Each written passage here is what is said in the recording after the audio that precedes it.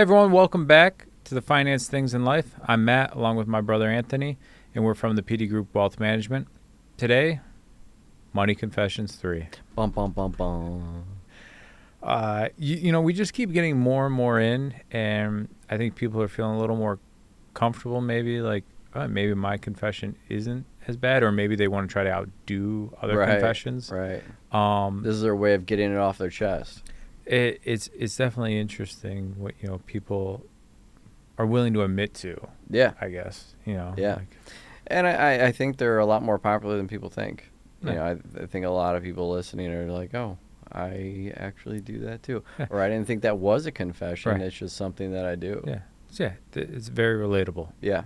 Yeah. Yeah, very much so. Yeah. And as long as you can take something from this Yes. and apply it, that's what we're looking to do. Like we've said before, we're not trying to blow anybody up. Yeah, it's not like shame. Yeah. Shame. Yeah, right. This is a learning opportunity. Yes. Right. The more you know. In the form of confessions. Right. The more you know. Here we go. Okay. You ready? I think so.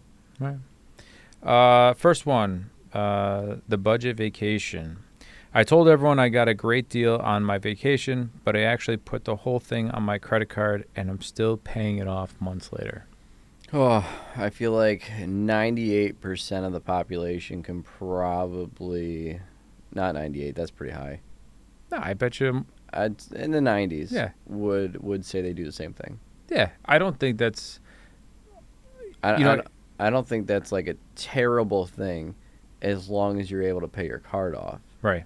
Like, I mean, there's a lot of cards that offer 12, 18-month interest free. Could be a great way to pay for your vacation. Yeah. As long as you have the money to pay for it. Right. Actually, I know somebody that they typically will open up a credit card, put the vacation on there, and then they get the bonus points and all that, pay it off, over time, if it's 0% or whatever, if it's low interest rate for a period of time, and then cash out and do some, do it on the next one. Yeah. Yeah. So yeah, I mean, there's a lot of promotions that these credit cards put out. Obviously, they're trying to get you to put more money on the card. They want you to be paying those interest rates. So they throw out those incentives. So if you've got the cash, I always live by the idea that if you can't pay for it in cash, then you don't buy it. So if you can pay for the vacation in cash and you've got that money sitting aside and it's not your 3 to 6 month savings, that's what you rely on in case something were to happen, then by all means use the credit card, get those points, get the perks that all these credit card companies offer, and pay it off. Yeah, I mean, not a juicy one to start with. Not a juicy one, but I think it's No. something that maybe people aren't thinking about, or maybe they feel bad about it. I have a friend, and she is very good at working the points system within credit cards. Yeah. And I've told her she needs to teach a class. Yeah. Yeah.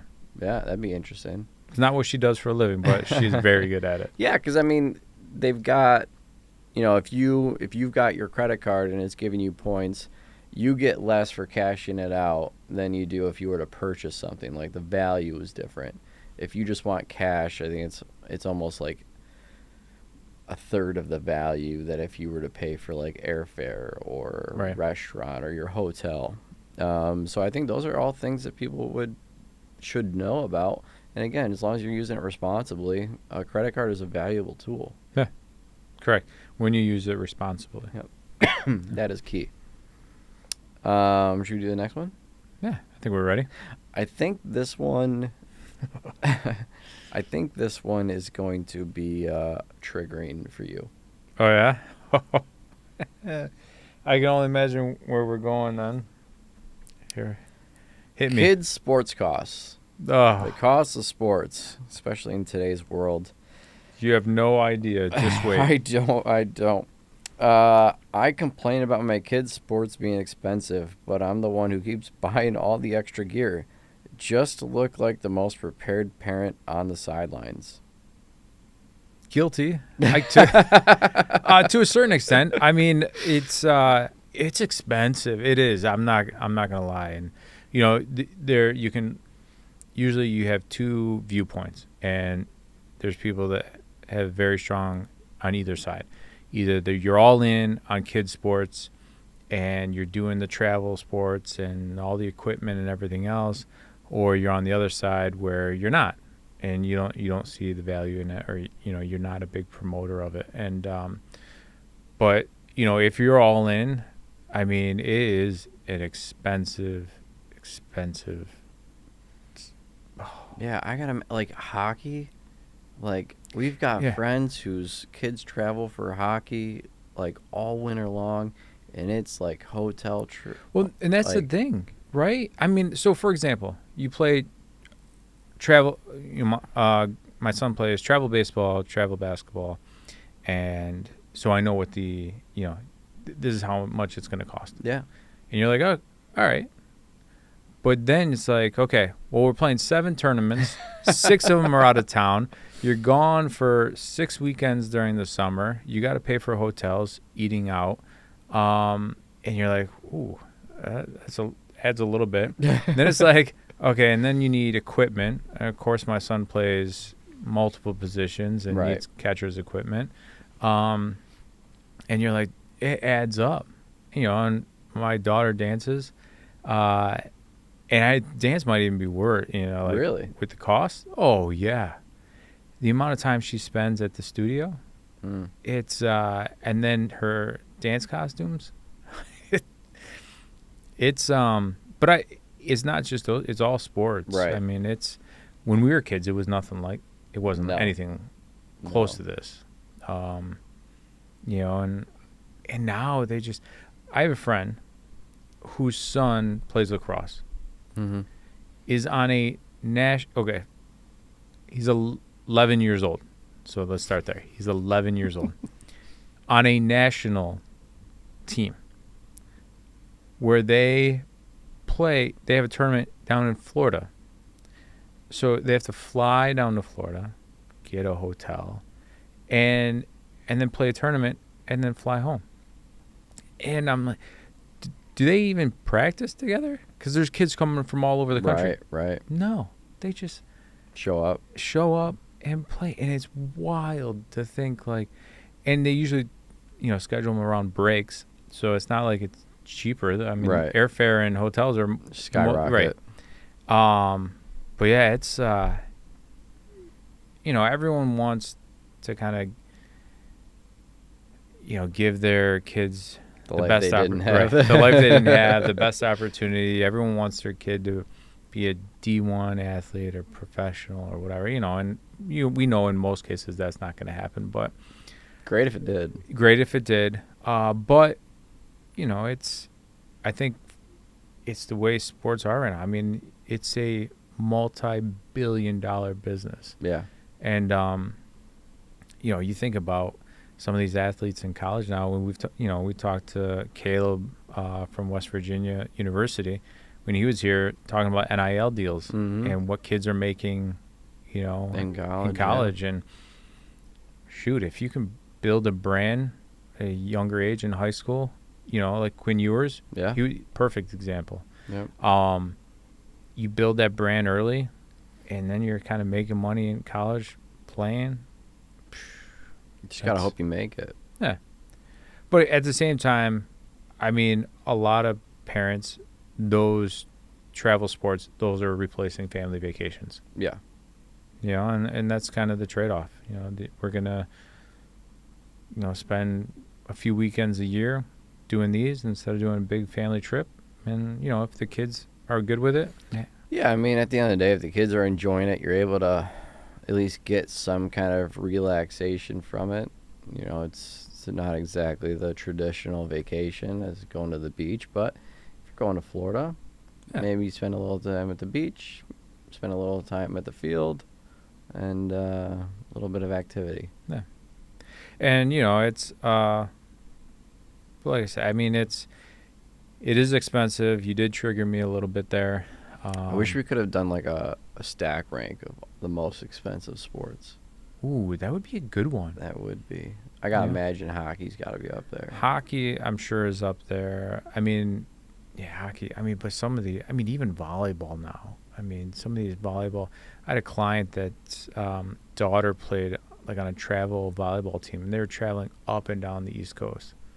You know, lacrosse is the same thing. I mean, No, it's funny. you know what? I bet you is the cheapest? Football. Probably. Think about it. You Yeah. don't have tournaments in football. No, and it's not like it's travel. You There's just no play travel, for right. school. Yeah. Yeah. It's funny. I don't know if you remember this when Zlatan Ibrahimovic Hmm? played for the MLS. One of the main things that he said was the reason that the U.S. will never be good at soccer is because it's too expensive for the youth to play. Hmm.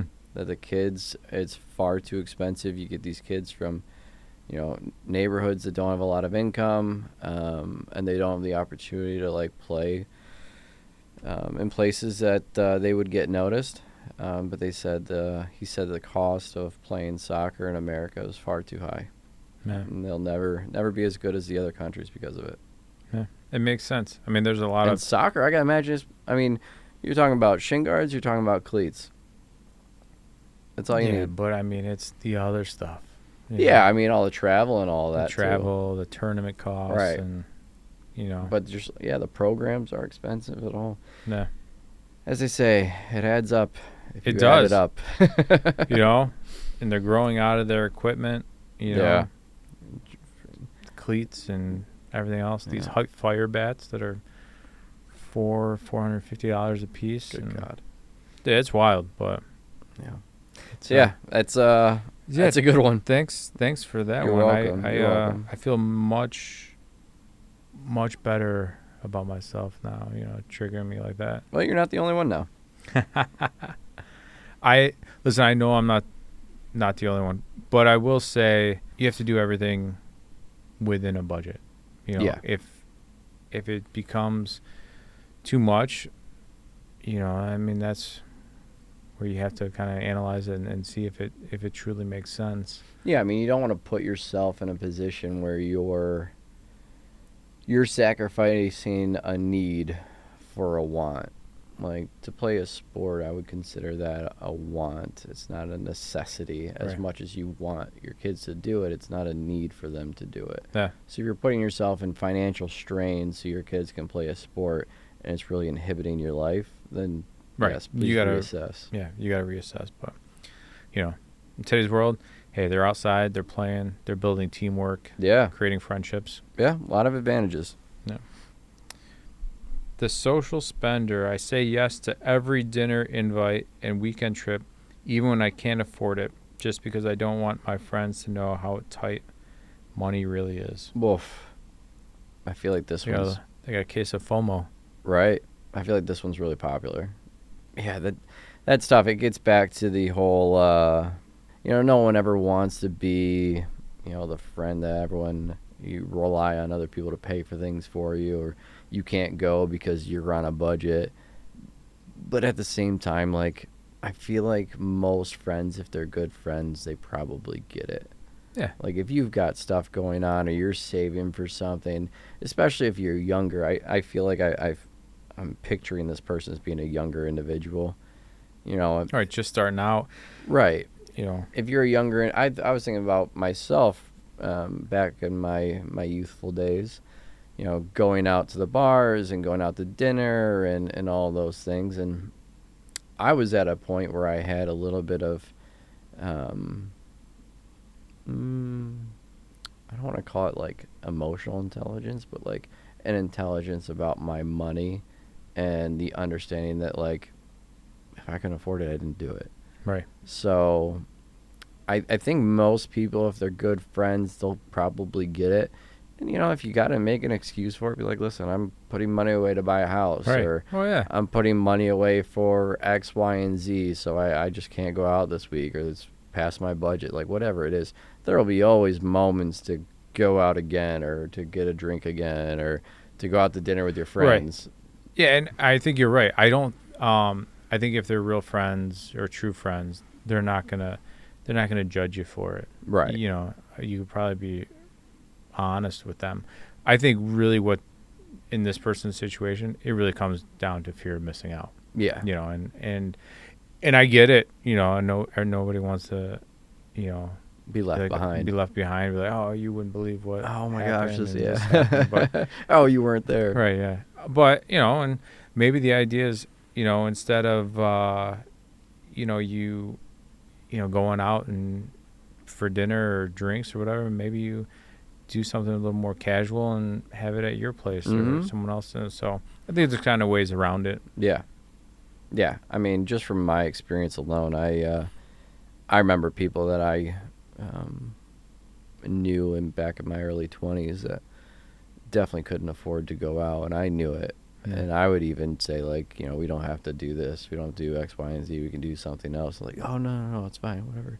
Put it all on a credit card, like we always say, because it's just free money, just swipe. Right. And in those situations, I bet looking back, they probably feel a little bit differently now. Right. Oh, yeah. Not alone there. No, not alone there. 100%. The savings illusion is what we're going to call this one. Okay. I brag about having a rainy day fund, but I dip into it every time I want something. It's more of a treat myself fund at this point. That's kind of a rainy day fund, I mean, is that what a rainy day fund is? It's not an emergency fund. It's not an emergency fund. I mean, that's a little different. A rainy day fund, as long as you don't consider it both. Correct. I would say if a rainy day fund would be for those expenses that are, maybe it's a rainy day. You're feeling a little depressed and you need a little pick me up. Yeah. A little. What do they call it? Why am I drawing a blank? Retail therapy. Yeah. There it is, yeah. Yeah. So, one, this person has their rainy day fund. Love it. Love that. You saved up. You were able to save up. You have money set aside. Great. You're tapping into it every once in a while. I don't have a problem with that. Now, if it was your emergency fund, or you're going into debt, trying to kind of splurge a little bit here and there, maybe. But overall, I don't think it's. Yeah. I think the rule of thumb is, like 6 months that you should have saved up to kind of cover any expenses. If you were to, become unemployed or not be able to work and you don't have any income coming in, kind of a rule of thumb that we use. So, as long as they have that, I don't think treat yourself. Yeah. It's not always about how much you're saving. I think that's an important thing to note. Some people get so worked up with making sure they're saving enough. I need, X amount in my checking account, X amount in my savings account. I need to be putting away, 15% into my retirement, whatever it is. And they get so fixated on these numbers that they kind of forget to live. Oh, right. And actually enjoy the money. You're making money. You're working hard to make that money. You're allowed to enjoy it as long as you enjoy it responsibly. But I think people kind of lose that. Yeah. Well, and we've talked about it plenty of times, and maybe we'll talk about it again eventually. Is this would be a perfect situation for someone that creates a financial plan. Yeah. I was thinking it as you were saying it. So if you create your retirement plan or your financial plan and kind of put it all together, maybe you'll see that, dipping into your rainy day fund isn't as bad of an idea or stressful or, a money confession. Yeah. Maybe it still works. Yeah. And if it doesn't, then you can adjust. But, I think that retirement plan can really kind of lay the groundwork and the foundation to kind of making sure that you're hitting your goals. And as long as you're hitting your goals and you're still on track. I was literally having this conversation with someone last week. They have an advisor, and this person bought a sports car. And the advisor kind of gave him a little bit of shame about it. Really? Yeah. And he's like, you shouldn't have spent it on that. It's a depreciating asset. Wow. Gave him some shame. And he was really upset about it. And I was like, listen, this is one of the things where if you can afford it and it's been one of your goals to have and you can successfully pull it off and it's not going to inhibit you financially, then that advisor should be applauding. He should be celebrating with you. You've hit one of your goals. Right. You both have worked towards this goal, and he did it. Fantastic. Love that for you. Enjoy your sports car. If it's not something that you could have afforded, then I see why he may have given you a little bit of grief. But if it's something that you can actually do, then live it up. Right. Like, you're allowed to buy a sports car if you can afford it. Like, if that's something you've been looking forward to and that's the car of your dreams, do it up. That is all you. But yeah, it just reminded me of that. Yeah. I'm curious to know if it was, did they say it was like, No, it was said it was one thing that he had always wanted. I don't know if he facilitated that conversation with his advisor.